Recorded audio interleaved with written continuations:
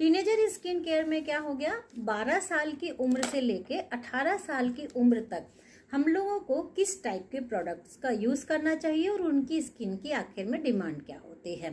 तो सबसे अच्छी बात, पहली तो चीज़ वही है कि क्लीनिंग से सबसे पहले शुरुआत होती है। और यहाँ पर भी अगर आप क्लीनिंग के लिए पीएच बैलेंस प्रोडक्टों का यूज़ कर रहे हैं या एंटीबैक्टीरियल प्रोडक्टों का आप फेस क्लीनिंग के लिए, बॉडी क्लीनिंग के लिए आप यूज़ कर रहे हैं तो ज़्यादा अच्छा है। अगर मैं उसमें फिर से बात करूं तो 12 से 18 साल के लिए भी हम लोग इसी को ही एज ए बॉडी क्लीनिंग या फेस वॉश के लिए दे सकते हैं, because it's a pH balance product. मेरी बेटी इसी से ही आज तक फेस वॉश करती है, उसने ये छोड़ा नहीं है, नहाती भी इसी से है। एंड सेकेंड नंबर पे हम लोगों का एक आर्निका एंड टीटरी का हम लोग का फेस वॉश भी है जिसका नाम क्लिनजिंग जेल है। वो भी हम लोगों का पीएच बैलेंस प्रोडक्ट है, उसको भी हम लोग टीनेजर के स्किन केयर में आराम से दे सकते हैं। तो ये दो प्रोडक्ट क्लीनिंग के लिए बहुत ज़्यादा सेफ हैं। सेफ्टी के पॉइंट ऑफ व्यू से, स्किन आपकी हार्श प्रोडक्टों से स्किन का मॉइस्चर ना जाए, तो ये दो प्रोडक्ट क्लीनिंग के लिए बहुत अच्छे हैं इस एज ग्रुप के लिए। ओके, अब आ जाता है मॉइस्चराइजेशन के लिए हम लोग क्या यूज़ करेंगे। हम लोग या तो पपाया मॉइस्चराइज़र यूज़ कर सकते हैं या ये रेड ऑब्सेशन की जो हाइड्रा नरिशिंग क्रीम आई है, ये भी बहुत ज़्यादा नेचुरल क्रीम है हम लोगों की। इसमें रोज़ वाटर है, रोज़ ऑयल है, एलोवेरा है, मलबेरी एक्सट्रैक्ट है, विटामिन ई है, और ये वाला जो है ये पपाया एंड हिबिस्कस का मॉइस्चराइज़र है। इन दोनों मॉइस्चराइज़र में से कोई भी आप एक मॉइस्चराइज़र आपके फेस के स्किन के लिए आप यूज़ कर सकते हैं। इनके टच एंड फील में अंतर है। अब जो पपाया मॉइस्चराइज़र है ये थोड़ा लिक्विड बेस ज़्यादा है तो जल्दी ख़त्म भी होता है, और ये जो रेड ऑब्सेशन सीरीज़ का क्रीम है ये मुझे बहुत अच्छा लगता है। इसका जो टच एंड फील है ये काफ़ी गाढ़ा है, और ये हम लोगों का नॉन स्टिकी है, नॉन ग्रीसी है, तो ये ऑयली, नॉर्मल, ड्राई स्किन सबके लिए सूटेबल है। इसको अगर मैं देखूं तो इसका टच एंड फील बहुत लाइट बेसिस है, टेक्सचर इसका क्रीमी है, और थोड़ा सा लगाने पर बहुत अच्छी इसकी स्प्रेडिंग होती है।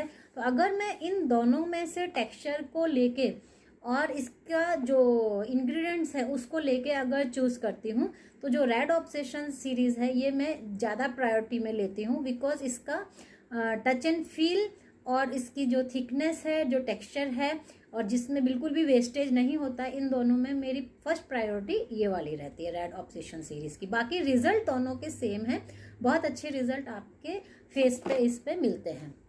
तो क्रीमों में मैंने बता दिया, क्लीनिंग का मैंने आप लोग को बता दिया।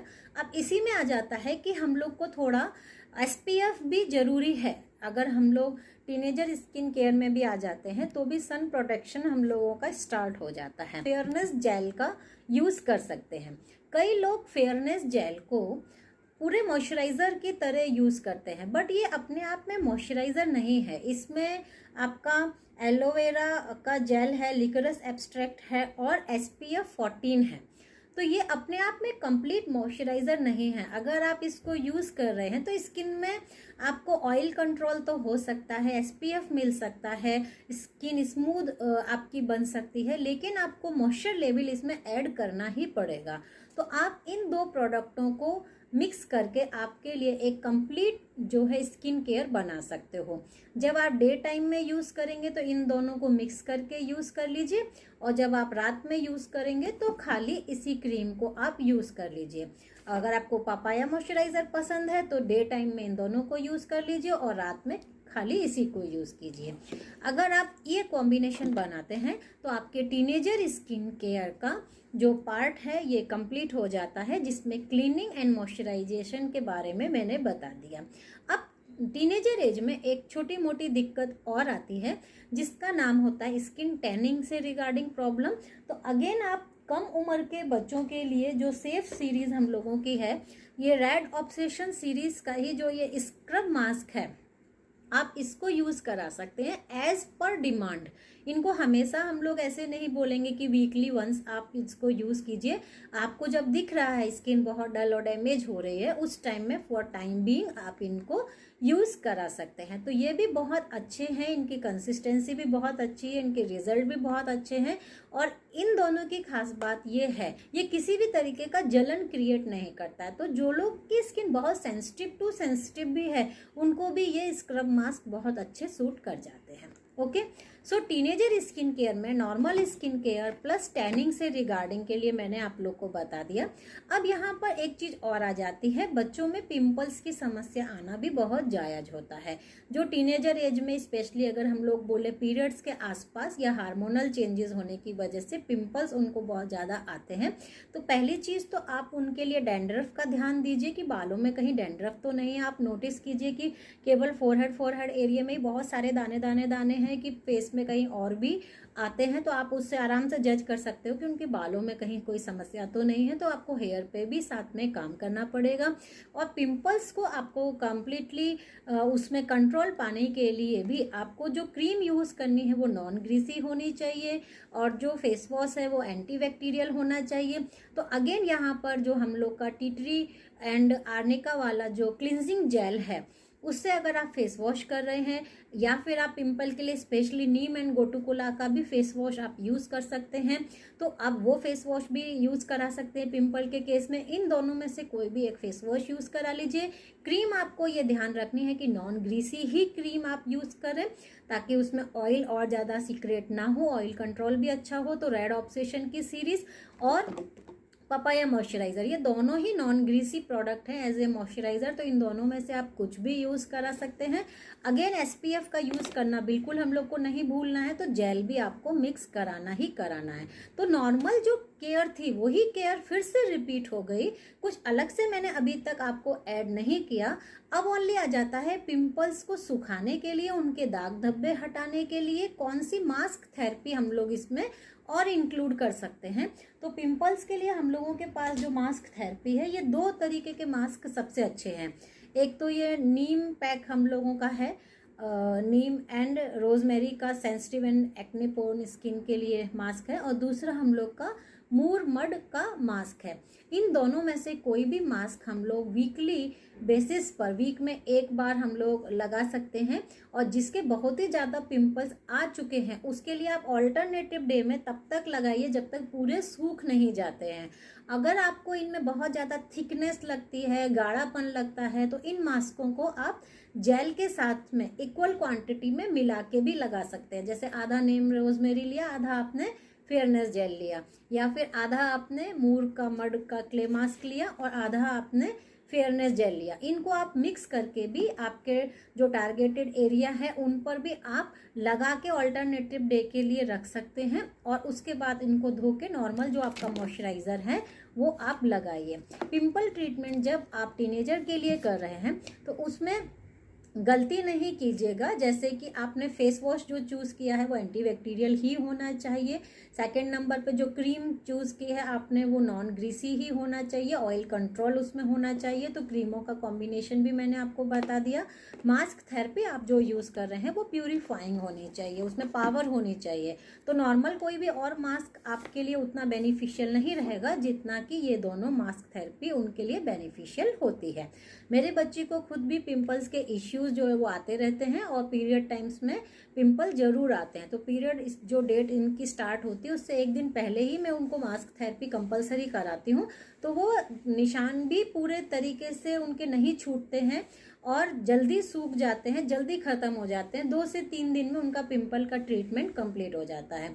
और अगर हमने इनिशियल स्टेज में यहाँ उनके पिंपल्स पे ध्यान नहीं दिया तो वो पिंपल्स के फिर आपके निशान छूटना, गड्ढे पड़ना और फिर बाद में स्किन खराब होना, ये सब भी फिर कॉमन प्रॉब्लम है। तो आप अपने स्टार्टिंग से ही स्किन को पहचानिए। जैसा मैंने बताया स्किन केयर में आपकी एज क्या है, तो एज के हिसाब से ऑलरेडी मैंने प्रोडक्ट की जो सीरीज़ बताई वही सीरीज़ आपने यहाँ पर यूज़ की। सेकंड नंबर पे आपकी स्किन टाइप क्या है, तो आपको समझ लेना है पिंपल से रिगार्डिंग अगर वैसे भी इश्यू है तो आपको नॉन ग्रीसी ही प्रोडक्ट्स आपको यूज़ करने हैं। और फिर स्किन प्रॉब्लम क्या है, स्किन प्रॉब्लम में अगर आपको पिंपल आ रहा है तो उसका स्पेशल ट्रीटमेंट करना है। अगर आपको ओनली टैनिंग से रिगार्डिंग ही आप आपको सामान देना है तो आप ये स्क्रब मास्क थेरेपी यूज़ कर सकते हैं। तो आपकी एज के हिसाब से बच्चों में जो मेन समस्या आती है वो पिंपल्स की या टैनिंग की ही दिखाई देती है 18 साल की उम्र तक।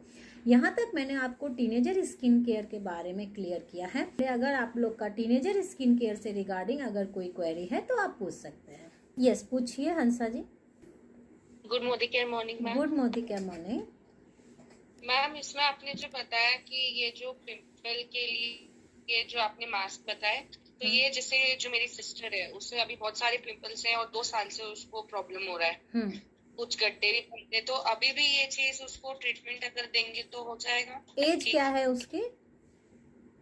अभी 17 हो गई है। हाँ, 17 राइट, सेम आपको देना है। बस मैंने बताया जो सीरीज का पूरा ध्यान रखना है। एंटीबैक्टीरियल फेस वॉश, तो क्लिनजिंग जेल या नीम गोटुकोला में से कोई भी एक। सेकंड नंबर पे, और उसमें भी आप देख सकते हैं अगर आपकी ऑयली स्किन ज़्यादा है तो नीम गोटुकोला ले लीजिए। अगर आपकी नॉर्मल टू सेंसिटिव स्किन या नॉर्मल टू ड्राई स्किन में आ रही है तो आप क्लिनजिंग जेल दे सकते हैं। ओके, ऑयली ज़्यादा है तो नीम गोटुकोला का फेस वॉश दे दीजिए। फिर क्रीम चूज कीजिए, रेड ऑब्सेशन या पपाया में से कोई एक। मेरी प्रायोरिटी रेड ऑब्सेशन को लेके है क्योंकि उसकी थिकनेस, टच एंड फील भी उसका काफी अच्छा है। और जो पपाया मॉइस्चराइजर ये लिक्विड ही थोड़ा ज्यादा रहता है। हाँ, स्किन बहुत ऑयली है ना, तो आप रेड ऑब्सेशन का ही ये वाला जो क्रीम है उसकी तरफ आप जाएंगे तो ज़्यादा अच्छा है। बिकॉज दोनों ही प्रोडक्ट आपके नॉन ग्रीसी हैं और non greasy product plus moisturisation उनको चाहिए अलोंग विथ जेल, क्योंकि SPF भी चाहिए। और ये दोनों का जब आप कॉम्बिनेशन बनाएंगे तो ऑयल कंट्रोल भी अच्छा होगा और साथ में उनको मॉइस्चर लेवल भी अच्छा मिलेगा और SPF भी मिलेगा। ओके, सो ये दोनों का कॉम्बिनेशन आप बना दीजिए।